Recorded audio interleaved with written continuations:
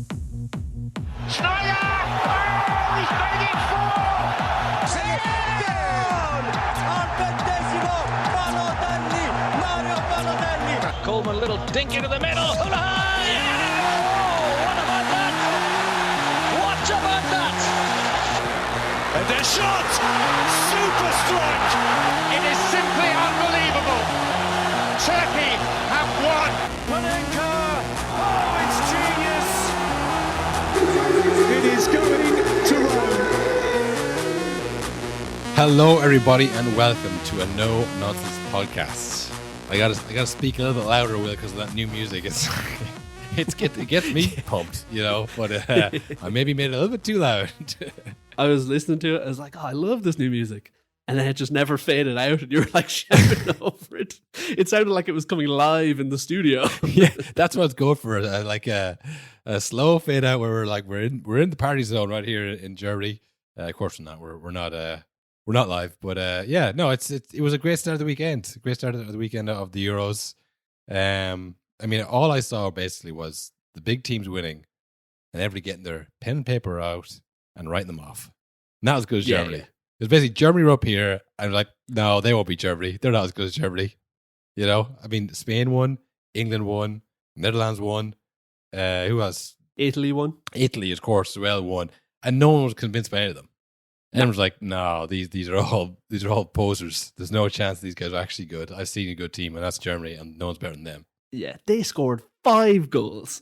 Yeah, I honestly think it was because a lot of teams, like, I know you saw the Italy game, and it was like they went behind immediately to Albania, Yeah, which was like, this is amazing. This is what you love to see. A small team getting upset. Italy scored immediately, and then just played keep away for the rest of the game. It was like, all right, maybe. You know, you were in control the whole game, but we would have preferred to see you score 2 more goals the second half if you want to be convinced. Yeah. You know, because that's what Germany did. They scored their goals first half, brought on subs, and then they scored. Like, that's how you beat a team off the pitch. You know, that's how you convince me you're going to win the whole thing. So, yeah, it was just like I say, it was all teams winning and being written off as they won. it was interesting as well because Germany were amazing in that game, but there's very little mention of the insane red card that Scotland then had to play through for like 60 minutes. Yeah, well, there's a lot of that too. Because I mean, the main one that's been written off is England after their win, and a lot of people are saying, "Well, are Serbia better than Scotland?" It's like, well, Serbia had 11 men as well. You know? Yes. Serbia held on, and they kind of well, this is what you do. You try and get to 70, 80 minutes and go, right, now let's just go for it, kick lumps out of them and just try and get some kind of penalty or whatever, put them to pressure. Yeah. I mean, what was your take, Will? Are you convinced of England or no? God, no. I thought that was, I think, comfortably the worst game of the tournament. Apart from a first 45 minutes where Bellingham was like, Jesus, this is the guy we've heard about. Finally, I see it now. Yeah, I know. That was pretty good. Like, he was really good and he was doing everything. He was like, the goal he scored, the header, was so like brave and like, again, a number 9's goal. And then he's back at the other end defending. It's like, holy fuck, this guy is amazing. But it did kind of fizzle out then in the second half. Yeah. My God, the Trent in midfield experiment. Yeah. It's madness. It's absolute madness. Tinfoil hat on, Will, maybe? Oh, yeah, always. Is this to show people who'd be clamoring for Trent midfields? Hey, he was bad against a bad team. You know, if he was doing that against Germany, would you want to see him do that against Toni Kroos or Gundogan? Yeah. No. All right, then. I'll put Conor Gallagher in there. But if you start with Conor Gallagher, it's like, well, Trent's just on the bench doing nothing. He should be in there spraying passes, you know. But we all saw make that mistake that almost got Mitrovic in. Oh my God. In no man's land. Yeah. I mean, did you hear what Roy Keane's take on it was, I think, before the game? Or was it after the game? No, I didn't hear Keane's. I heard, as is tradition, where all of the Man United ex-players must speak about everything. I heard Rooney's take on it, all right. Probably the most gifted player with the ball at his feet we've got. Defensively, he's all over the place. He can't defend. I wouldn't have him anywhere near the middle of the pitch. Even in midfield? No. I've no problem playing him here. I think in here, I wouldn't have him anywhere near there. And I love Trent, actually. I think on the ball, stuff he can do, no one else can do it. But Trent will be finding his position in them matches, but against the real top teams, I think he'll be found out very much so. I think he'd be ripped to shreds if he plays against one of the better teams in the centre midfield. I don't think he'd be up to it. I mean, he did that moment where he sprayed the ball out to Saka and then to Walker and all that.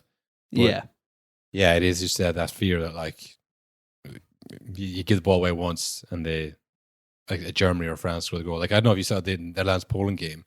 That's like the Poland left back just lashed the ball in the middle and then Ake got a Gakpo goal. I was like, that's what a better team does to you because they can just get one or two chances and cut through you. So yeah, I think it might be a bit of that. I don't like to experiment in the first competitive game of the tournament. It seems like that might be the only time you can experiment because like what are you going to do? Experiment in the knockout round? No, you'll get knocked out. If you experiment later in the group, you might not have the chance. They might be must-win games. So it's like maybe this is the only chance for Southgate. Maybe not to prove people wrong, but for him to be like, all right, let's see it. If we all want it so bad, maybe it does work. I'll try it out. Yeah, but that's the thing. It's the people who are clamoring for him, right? So say you start Gallagher or whoever in the middle, and then like you got to play Trent. You play him and you lose. All the clamoring people aren't going to back you up.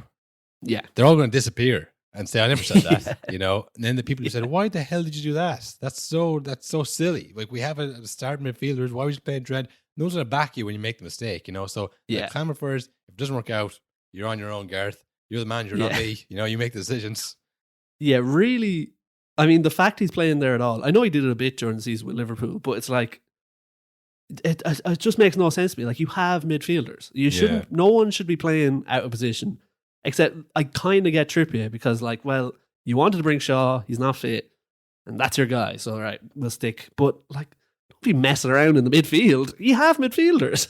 Yeah, it's one of their strength areas. I don't know why they're doing that. I mean, the other issue, like I'd say, Bellingham played well. He was everywhere. He was kind of like Zidane out there.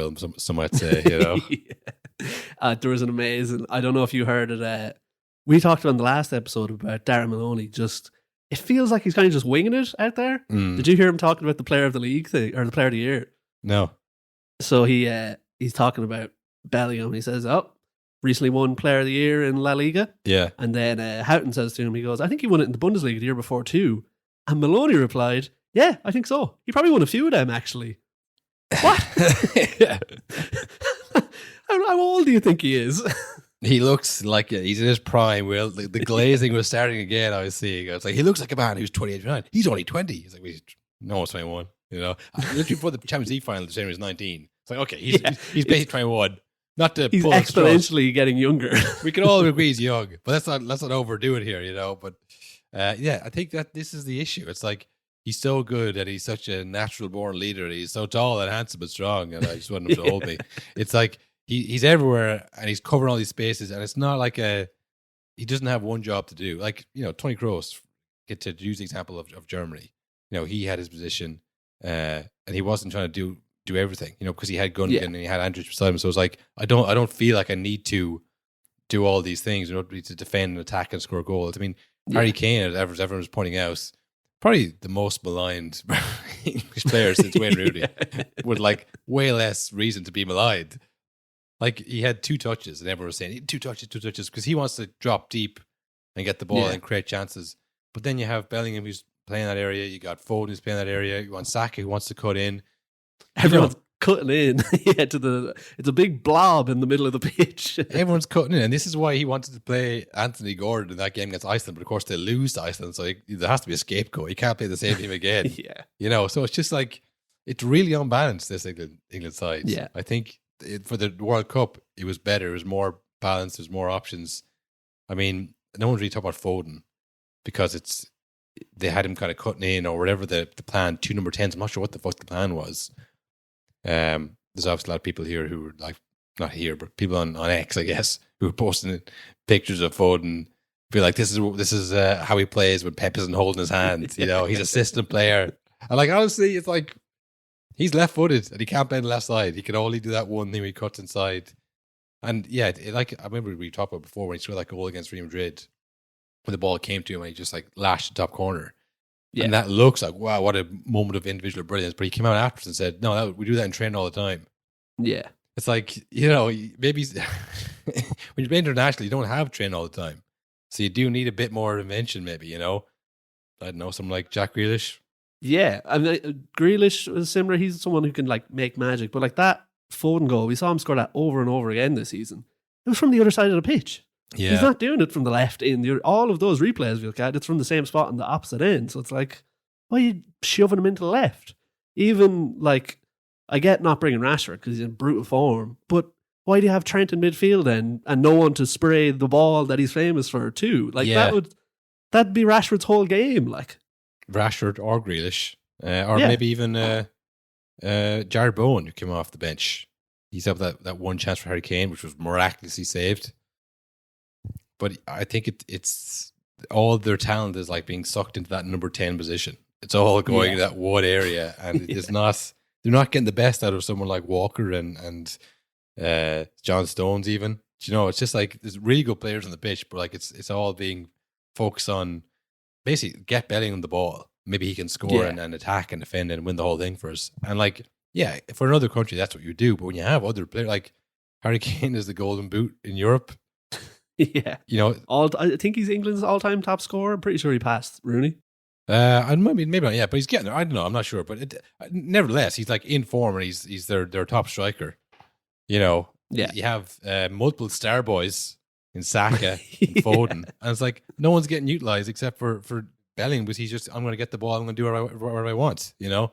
So I wasn't convinced by them, and like, obviously they got that first goal. It was great, and then Serbia hung around and just started throwing the kitchen sink at them, and they nearly got a winner. Like.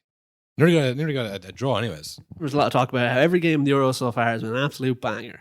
And then, you know, all the memes of like Southgate, wait till he gets home. Yeah. There were 11 shots in the game. So 6 for Serbia, 5 for England. The lowest of any game at the Euros on record, which is since 1980. Jesus. Yeah. Well, that's how they play. That's how they found success. I mean, the Euros final is probably the best example of it. Yeah. Where they went 1 up immediately. And it was like, yeah, they were probably a better team, honestly. And they're at home. There's riots in the stadium, but no one was away with that. This is what you live for, lads. Industrial amounts of cocaine running through that stadium. You know what I mean? And they just held back. The crowd was literally like pumped, full of stuff. And they were like, just calm it down. Just like relax. We'll hold this 1-0 for 90 minutes and... Yeah, look, that's what happens. You know, like you have so many talented players, but they're very conservative, and I think they always will be. It's the opposite of Ange Postecoglou. That's who we are, but in the other way. You know, as long as I'm here, that's how we're going to play, conservatively and cowardly. Yeah, don't have a go. Yeah, don't have a go, mates. You're not my mates. Don't have a go.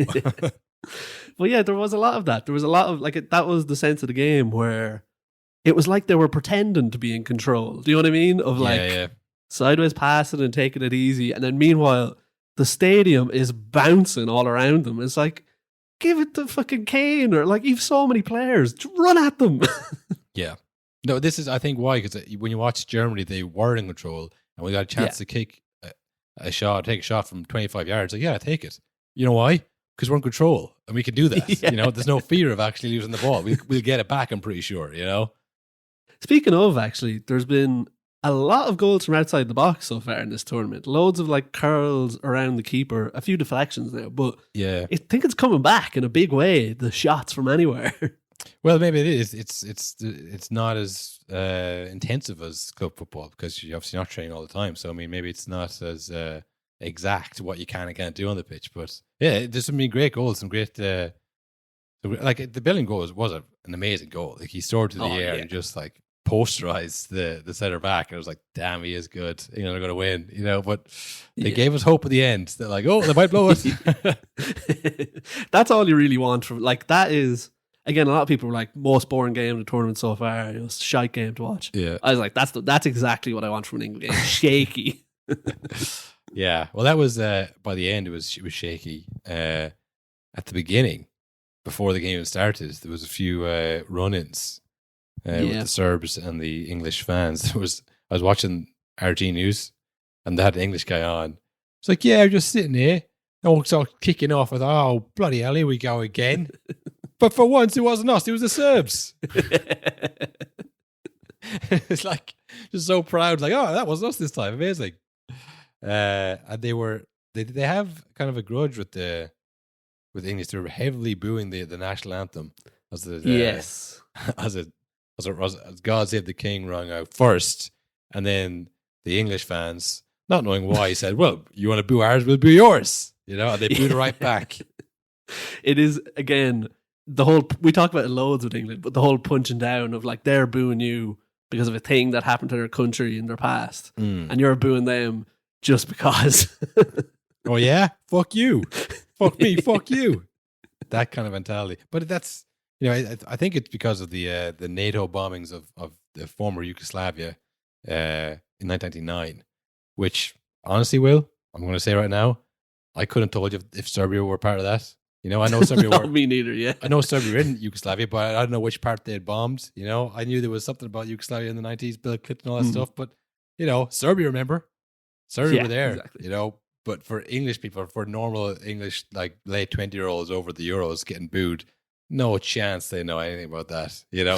No, they're booing us because we're English. Yeah, which they understand. But the that reaction happens all the time. The thing is, like, if you were in an Ireland game and you were getting booed, you're like, fuck, maybe we should get out of here. Yeah.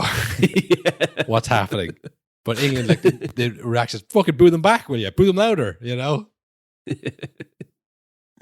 Yeah, if we were getting booed because of something that happened in the past, I think like all of our fans for their national anthem would stand their hands up and be like, fair enough, no, yeah, you're right there, lads. Well, even if we didn't know about it, if we weren't aware, like, how many countries in the world celebrates independence from England? Isn't there like 100 countries, something like that? It's a mad amount, yeah. There's no way the average English person knows that those countries even exist. Do you know what I mean? Yeah. And they all have a day where they celebrate like getting rid of England. So like it's part of their own culture and history that there's lots of people who hate them and they're not even aware that they exist. But we've had it before. That time we were in the Netherlands with the England fans. Any of them we did talk to, the only question they had was, "Oh, you're Irish, Celtic or Rangers?" Like, I don't fucking watch either of them, mate. Yeah, are you in the IRA? No, I'm not. Yeah, they're like, I don't know if you saw the images of them. They had like a blow up World War II plane. I did see they loved the German bomber song. Again, they were ringing that out when we were in Amsterdam and they were there. Yeah, like, you're not even near Germany, lads. Well, this is it, because like they're not in the same group. You're not trying to rattle them. You're trying to, like, it's just because, like, I don't know. There's I think it was maybe GB News, one of those calling shows. And they had like, why do we do this? Why, like, this is the question for the callers in. Why are we doing this? And someone called in and it was like, it's just banter, just a bit of English banter. Like, it's what you do with your mates kind of thing. And it's like, all right. Ask Germany if they're your mates. This is it. Like, yeah, okay, I get that to a point. Like, you make fun of your friend for when he got too drunk one night out, or maybe an ex he had or something. Tragedy plus time is comedy. But you're not their mates. You're a stranger from a different country coming over here like, you got killed. It's time before your ancestors got killed. It's like, come on, it's banter. It's like, that's not, like, we're not that close. You wouldn't do that to somebody else. Like, if you heard that a friend of a friend, like, had a controlling ex-girlfriend, you go, "Oh, how was the missus? Keep you inside again." It's like, "Hi, I'm Carl, by the way." We're not friends. You're not close enough to do that. But that's just the way English football is. Like, I mean, unless there's like some kind of bipartisan like campaign where two clubs come together and say, "Stop talking about Hillsborough," or the Munich air disaster. It's illegal now. Like, that's the only way you can stop this, But like, that's, you go and like, yeah, let's sing about the worst thing that happened to them. Like, why? It's not banter. It's not like between your mates. It's just like, well, they're the team, so we're just going to say something horrible to them. Like, that's just how we do it. That's called a good time in terms of football. I wonder now, has it set off the chain reaction of will this be non-stop booing of national anthems for the rest of the tournament? Yeah, I don't know. I mean, isn't there like Liverpool fans who boo the national anthem, the English national anthem as well? Yeah, Liverpool use this the whole Scouse, not English. They normally have no time for England. So maybe the English fans will boo their own national anthem for the whole tournament. I don't know. What a country! Especially the drop Trent. There's all bets are off. Yeah, I don't know. They were the kind of the big game for probably listeners of this podcast, I imagine. Yeah, We said this about Germany as well. Listen, let's not carry away. It's the first game. England won their game. You know, it felt like maybe they didn't, but they won it. They have a lot of good players, and you've seen it through tournaments in the past. Like the team that starts the first game rarely is the one that finishes the tournament, whether you win it or not. You know, you always make changes and tweaks. So they're in a good position to kind of try out different positions. So they are good. They're still probably one of the favorites. I think there's a lot of players that can show up for them. So I don't know. I think they'll probably still get out of the group, especially based on the other teams in it. I don't know. Did you see the Denmark-Slovenia game? I just saw Eriksen's goal. That was it, really. But even then, I mean, from what I saw just from the highlights of that game, neither team impressed in the 2-minute clip I saw. Yeah, well, Denmark went 1-0 up, and they thought they would do the kind of big team thing where we'll just hold the ball here, and conceded, drawing 1-1. Not good for them. Like I said, that's the game they got to win. They got to hope they're coming second out of that group. Yeah. So drawing Slovenia is not great. Serbia-Denmark is going to be probably a tougher game, I'd imagine, the Slovenia. I mean, all eyes are on Šeško, Will. Yeah, everyone's talking about him. Anybody who has a podcast, a football podcast, has read the same article. Be like, Šeško is one to watch. He's a really good young player out there. Possibly he'll play at the tournament. He took a lot of shots, that's all I saw. Yeah, a tastefully done bleaching, I think, you know. And the bowled haircut as well on top of it. I think he's pulled that off seamlessly. Just needs to score some goals now, and it's going to be a great tournament for Šeško. Oh, that's a big money move. A good haircut, a few goals, that's a 100 million player. Oh, absolutely. Absolutely. He scores 3 goals this tournament with that haircut and that name. Oh, yeah. 100%. That is a FIFA cover name. What else then was there? There was the Spain-Croatia game. You saw that? Yes, I did. What's happened to the Spain we know and love? Well, did you see the stat? The crazy stat? The record. I have it here. The streak is over. The streak is over. It's the first time in 136 games that they've not had the majority of possession in a match. And the last time they didn't have that much possession was the 2008 final win. So, like, it's a final. The possession stats, don't worry about that. Yeah. You're just like holding on for dear life trying to win a game. That was the birth of the Tiki Taka era. They won the Euros in 2008. It was like, yeah, this is the way we're going to play forever. The first competitive game they've played where they didn't have the majority of possession. And they've lost all those games. They've drawn all of them, they've lost them, but they've always had more possession. Yeah, we were talking about how dull they were in the last tournament. Yeah. Well, they couldn't score, you know. And that first goal they scored with Morata going through on goal, I've seen that so many times. Like, I was like, he's not scoring. I was never more convinced of someone with a guilty chance, like no chance. And he kicked it like right beside the goalkeeper, and the goalkeeper went, you know, it's like, is he pretending to try and save that? Everyone saves that shot from Morata. It wasn't perfect in the corner. It was just to the right of the goalkeeper, but it went in. And sometimes that can be the difference in a tournament. If you get that first chance, that first goal. And he's captain as well, so he's on top form at the moment in terms of his Spain career. So I don't know. It could be a game changer for Spain to have Morata scoring, but I think I was pretty unkind to them when I saw them play against Brazil. I think it said something like they're not going to fucking win shit or something like that. But yeah, but then they changed it totally, so like that's fair enough.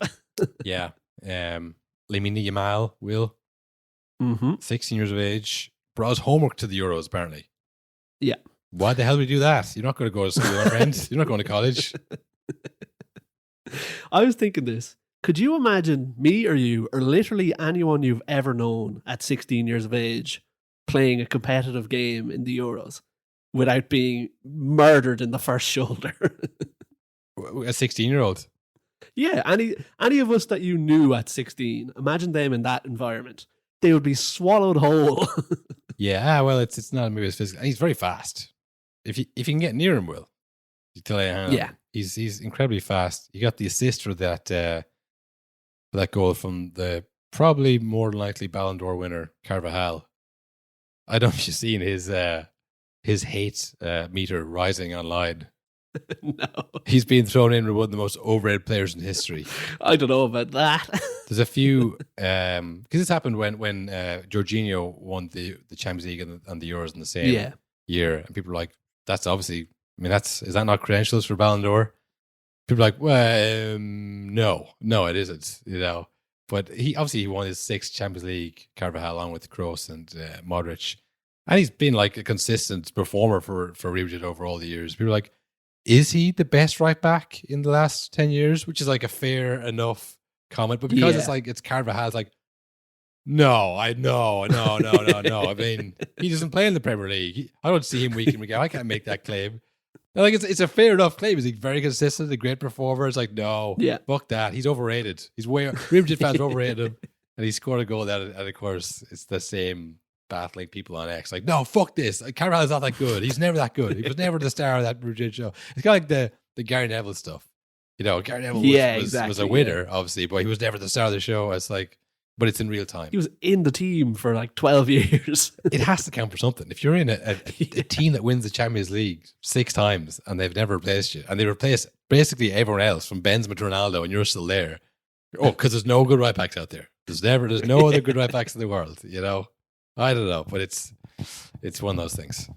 The eye test, like I said, I think that says before, the eye test has come back big time this year. No one's looking at stats anymore. No. I've seen Carvajal and I've never been impressed. So he's not my Ballon d'Or. The third Spain goal, it might have been the second goal, but I think that was the perfect example of this new Spain, because it was just tricky feet from Ruiz. Yeah. With he went by like 3 players really quick, but it's like the old Spain team, he would have passed that backwards. And he said, right, let's try it again. There's too many players here. He did like at their peak, he would have passed that between 5 other players, ping-ponged around. He wouldn't have gone around himself, you know. It would have been Iniesta to Xavi to Alonso to Busquets to David Villa, and then, you know, Jordi Alba would have scored. Like, whoa, where did that come from, you know? But yeah, if I was just down to Modric, the Croatian boys, it might finally be a tournament too far. This one might be the one. They missed a penalty during the game. Now, it wasn't a penalty shootout, but like that's their whole thing. That is their whole thing. And that would have made it 3-1, like say, but still, that's a psychological blow to them. I don't know if you saw the standing ovation that Perisic, 35-year-old Perisic, got when he came on. It was like, yes, he's going to solve it for us again. It's like, I don't think so. I don't think it's going to happen again. I saw him at Spurs. But he got that cruciate at Spurs, isn't he? He's only just back. And like, cruciate on the wrong side of 30 is usually the end of your career, but he's managed to battle back like so many times before. He's battled back, but missing that penalty, done for encroachment. Yeah, that is harsh now. It does feel like, though, the Euros, like international tournaments, are generally a bit harsher on things. Yeah. Well, I suppose he encroached, whatever, and then he passed it back. Like, it was saved initially. Yeah. Perisic encroached. It gets the ball back across and they score again. So he did have a direct, I guess, impact on the goal. But if he had just scored us, then they would have got taken again, wouldn't they?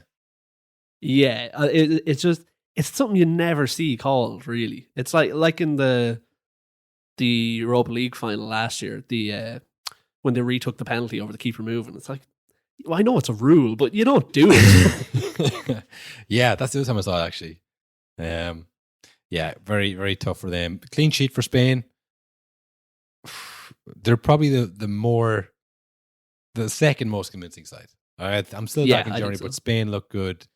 Rodri, you know, he obviously gave away that penalty, but I think it was a bit of a dive, wasn't it? It wasn't. It didn't look very clear cut to me to say. I thought it'd be overturned, to be honest, when they went to VAR. Yeah.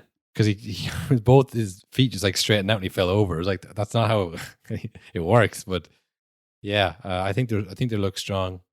Good mix of youth and experience. I don't know. I think it all comes down to Morata.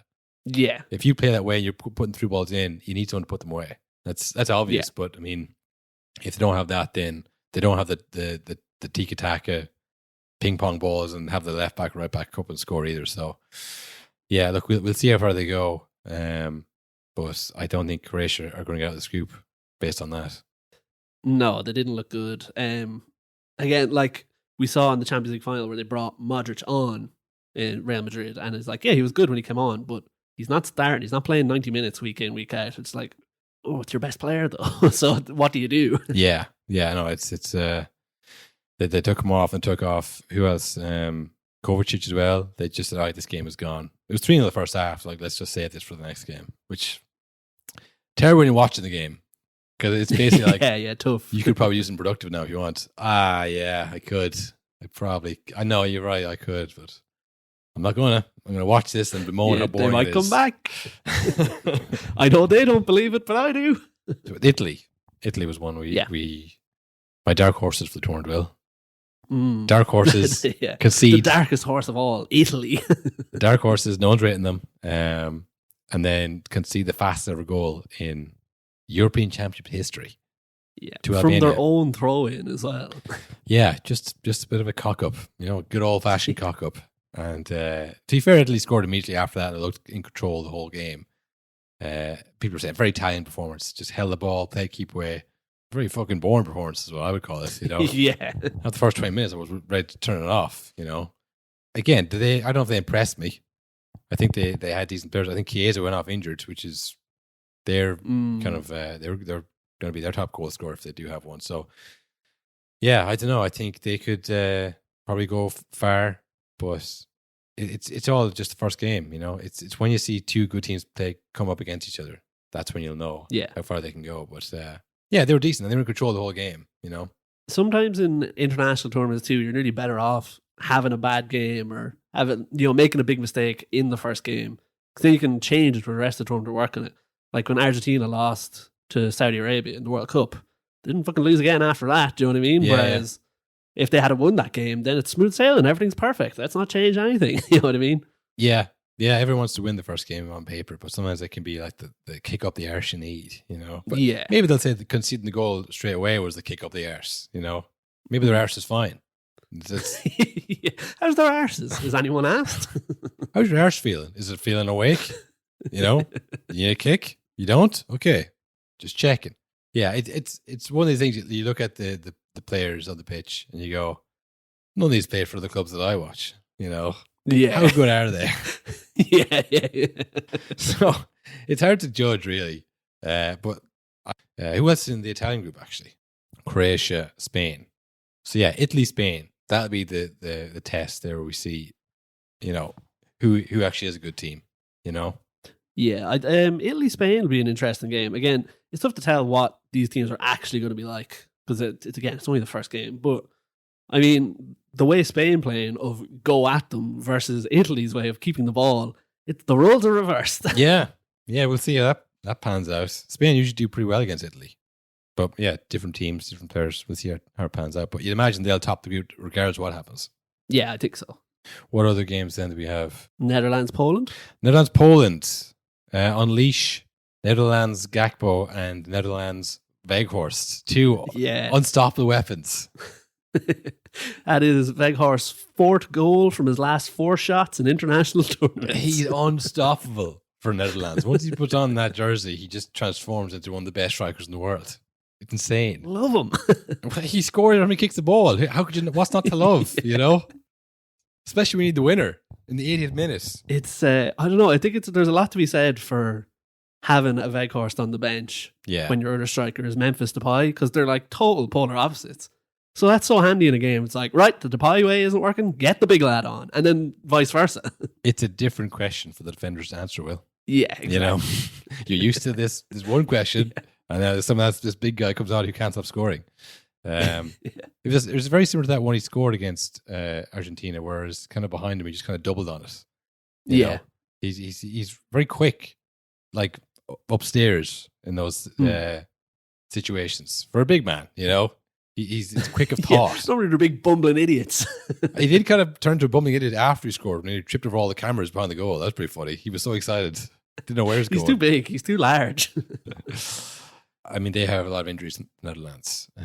No Koop Miners, no De Jong in the middle, which I think is why they didn't play Frimpong, because they thought, listen, we already have Dumfries. We can't have 2 players who are really fast and don't defend. We need to kind of pack the field with Simmons and Reinders and just try and keep it compact, and maybe Gakpo and Depay can do it for us. I think it's one of those ones where if they get out of the group, they're like, all right, everything beyond this point is extra now. We can't really expect to do much with the team we have and the injuries we have. I don't think that's going to be a great tournament for them. But they're the ones that actually do become the dark horses, and they get to a semi-final when no one's expecting it, because I think the expectation isn't there. You heard the story about late call-up Ian Maatsen? No, I knew he'd got called up. I didn't hear the story of why. Oh, well, there's an injury. There's an injury, he got called up, of course, a massive injury. But he was one that all the Dortmund players who got the Champions League final who were snubbed. It was like, yeah, I think you're good, but I don't know. Anybody could play for Dortmund, it feels like, you know. Yeah. Thanks lots, Sancho. You snubbed all of us. You got us all snubbed because you're unbelievable forces. But he was very disappointed about that. He thought, sure, you've had a good year, you know. So he went on holidays. What would any of us do? Take a holiday, take a break, get away from it all, head over to Mykonos. Ooh, nice. Sitting on a boat in Mykonos, tanning his sorrows away. Hell yeah. Gets the call, Ian, you're going, we need you on the plane. So Ian Maatsen says, baby, enjoy the holiday. I'm heading home. She says, Ian, I hate this. This was our only time. I haven't seen you in 8 months. You said that I got to try hard now, but don't worry, in the summer, if I'm honest with you, babe, I was lying then because I thought I'd get called up. Okay? I did not expect to be here at any point. But now I'm definitely not going to be here. I'm going to the Euros. He flies over to the Euros. Wow. Doesn't know his boots. He brings boots on holidays. He's getting away from it all. His dad drives 6 hours to the Dutch training camp to bring him a pair of boots. All right. Surely the Dutch camp have a spare pair of boots. Not his boots. Not his worn boots. Not my lucky boots, Will. I need my lucky boots. That's crazy. Surely he has a boot deal and he's wall-to-wall boots in every room he walks into. Only the ones at his house where his dad is. And his dad's going to have to drive them 6 hours. I thought the same thing. I thought this is kind of like an old story. This is like a story that maybe Endrick might make up. You know? Yeah. About when he was playing in the 50s. Yeah, Paul Scholes might put it on his story. I thought the same thing, but maybe it is. Maybe it's like, because some of those boots, if you have the boot deal, they make them to your foot, don't they? I think so, yeah. I don't know if they do it for every player. I don't think, was John Walters getting all those boots cut to his foot shape? Yeah, if John Walters has all those boots, Maatsen must have loads as well.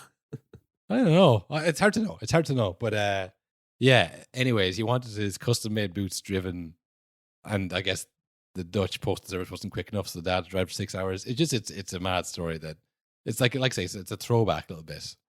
Because like surely they could have flown the boots or something. I don't know, but it's funny to think of his wife or partner and the dad both being like, "This is so fucking annoying that you got caught. You've ruined my holiday, and your dad has to drive 6 hours to bring your fucking boots to you." I don't know where they were. Maybe he drove from Dortmund, maybe. Oh, maybe. But then you could just fly. Put your dad in a flight. Yeah, he makes at least 70 grand a week. It's like he rings up his dad. He's like, "Dad, I need my boots. I need you to get them to me." Okay, right. I'll go to the airport now. Oh, airports.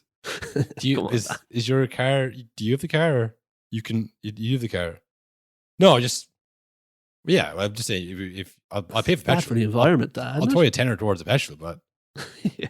No, like if you don't want to do it, it's fine. You don't have to do it. I'm just airport. What about your carbon footprint, Dad? You gotta security and all that. I need them now. You know, if you can get to me now, I'll call Mom. It's fine. I don't need you to. Like, it just seems like an unnecessary kind of a ordeal for a paper story, you know, rather than one to watch out for the rest of the tournament. Yeah, I don't think he played in the game even after all that. I don't even got on. Let me double check that before I condemn this. Yeah, he didn't get on. So I'm sure the dad's happy that he got to drive for 6 hours. Maybe later on. Like I said, I don't think they're going to play the likes of Frimpong and Maatsen too freely because they're worried about their midfield and defense. So yeah, if you're not going to play them against Poland, you're probably not going to play them at all, I think. Yeah. What other games then? Where's there? I think Hungary, Switzerland is the last one. Hungary, Switzerland. Yeah. I mean, look, Hungary lost to us, and that's all we need to know. I don't need to be convinced of anything more than that. You know, they're shite. Yeah. I have very little notes from that game, but one of my notes says Hungary looking very much like a team that lost to Ireland last week. Nice, Will. Say that for the article. Yeah. I mean, the one thing for Switzerland is Mbola came back in this game and scored a goal for them. He was kind of touch and go.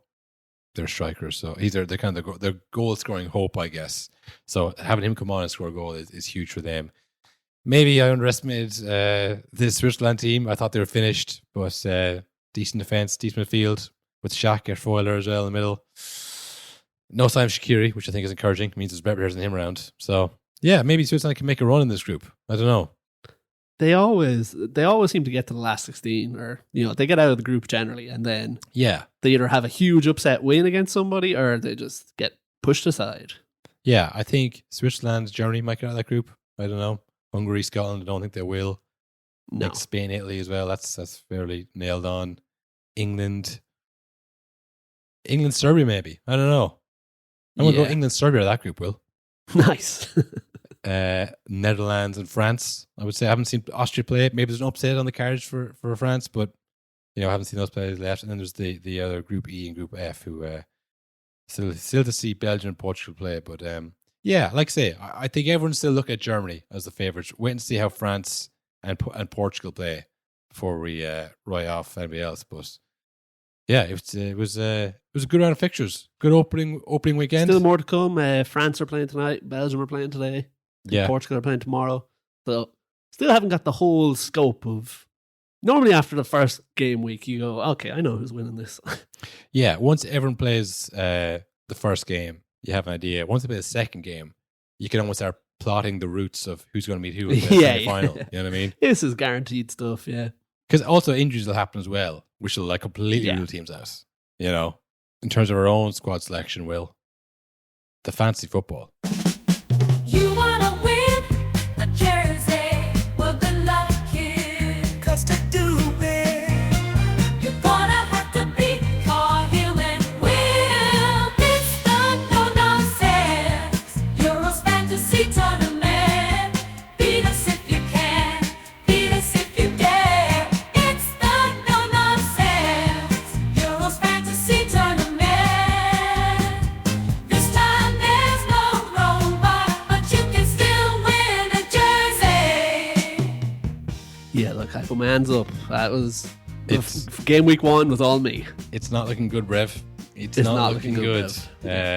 You went for Frimpong, and you know what? That was a smart choice because he's down as a defender for some reason. I thought he'll play. Yeah, and I mean, all I know about him is that doesn't defend, but he can cross a ball. I said, perfect. That's what you need. I mean, that's the kind of the golden goose in fantasy football. Find that if someone who's marked as a defender but is actually playing up front, that is because all their goals count more. DeMarco, he gave away that goal for Italy. Not great. I just wanted an Italian fella in, really. Yeah, like I said, they should have got a clean sheet in that game. It was almost perfect. Brits is kind of the only person who scored a goal. Said Harry Kane up front. I mean, I can't be mad at that. Who'd have thought that was going to happen? He nearly scored. Nearly scored. Who did I captain? Who do you think is? Who do you think Will Burnper's captain? Oh, Bruno. It was based on the stats, Colin. He had the most assists and goals in the qualifiers. Tell you, man, eye test. I've never seen them out of Portugal ever. It depends if big Ronaldo is playing up front, because I do think that changed things. Because then I've seen it at United where then Bruno has to play, give it to Ronaldo ball or else, and it's terrible. It never works. I mean, look, they look pretty good against us, which is a pretty Everyone good test. does. It seems, Serbia looked good against us. Looked okay against England. I mean, I think it's a good yardstick, and how they play against us, and we can judge how they'll play against everybody else. But yeah, look, we haven't done one game week yet, so maybe we shouldn't get carried away with the fantasy football either. But who's at the top? Well, no, we'll save it. Like I said, we'll save it for the first round. We won't give anybody their kudos until it's at least one round of fixtures is over. I'd say more games happen tonight. If you have any subs left to play, I think there's like an hour left to get them. So by the time this comes out, it'll be too late. So suck it. Sorry, boys. But be sure for the next round, look out for the subs. There's a sub function where you can sub people in if you think they're going to have a bad game. So, yeah. We should have subbed in Pickford. I regret that. Well, we'll see how Costa does against Czechia. He might get more than 6 points. Who's to say? But might save 3 penalties. He might save a penalty and get a clean sheet. You never know. It might be some encroachment. Yeah. So last week we had somebody get in touch with us. Not very positive. He hasn't followed up to say sorry. Coward. He hasn't apologized for the miscommunication and his kind of mean email. But we have had a few other people getting in touch. The floodgates have opened. Yeah, I guess people probably think we're a big podcast now. And we are in many ways, Huge. We have powers of influence. And we're going to use those power of influences to promote people we know nothing about It may come back to bite us. We may be implicated in like a case of some sort. Hopefully not. They seem like nice lads. Gangsters FC. Yeah, we've got well, last week we got some negative feedback, which we encourage. We are totally happy to read that out. Yeah. To be honest, I probably enjoy the bad ones more. Yeah. But we got a very friendly message from a group of lads called Gangsters FC, a five-a-side team in Melbourne. They said they love the pod, they listen to the pod, and they wanted a little shout out. So shout out to Gangsters FC. Shout out to those boys. I mean, we're not too we're not too big to give shout outs, so we'll do that. Yeah, We're not charging for that yet. We don't have a cameo. If anybody's in Melbourne and wants to play a bit of five-a-side, Gangsters FC are, I think, actively recruiting. I'm not sure. Maybe they want to start a second team as well. Maybe expand the empire. They look like sound lads. Again, know nothing about them. This could be a disaster for us, but we'll see. Also, I mean, look, we were talking about that earlier on in the show about how much the Serbians hate the English. I don't know if Tom Rigby Music has been informed of this. He sent us a bit of he sends a TikTok, Will. Yeah, he made it. He made a TikTok. It's a video of him singing a mashup of the Serbian and English national anthems, which is hilarious in light of what happened. That he had no idea. Yeah, very funny. I don't know if he's English, if he's Serbian, if he's something else.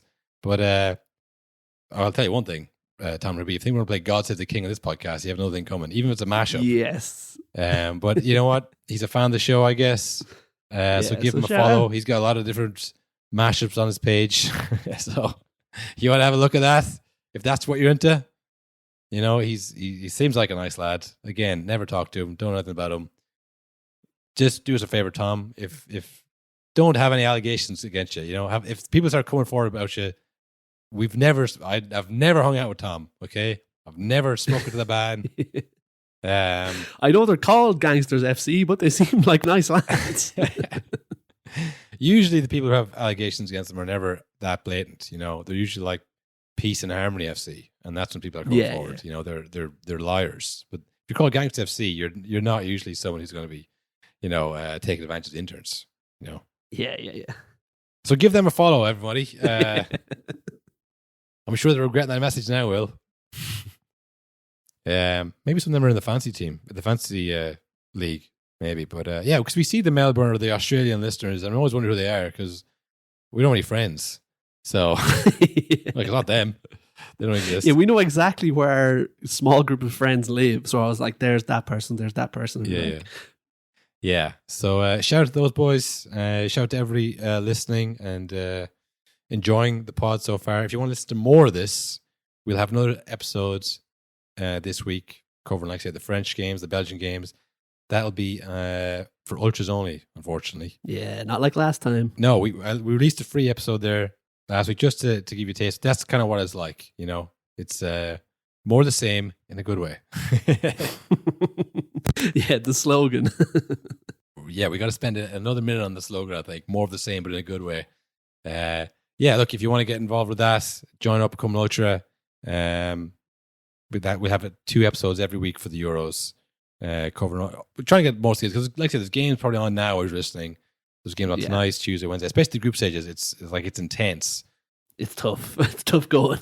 So yeah, you'll get probably half the games here and then half the games on the bonus app. So if you want to get the full coverage, sign up to that and yeah, enjoy more of the show, I guess.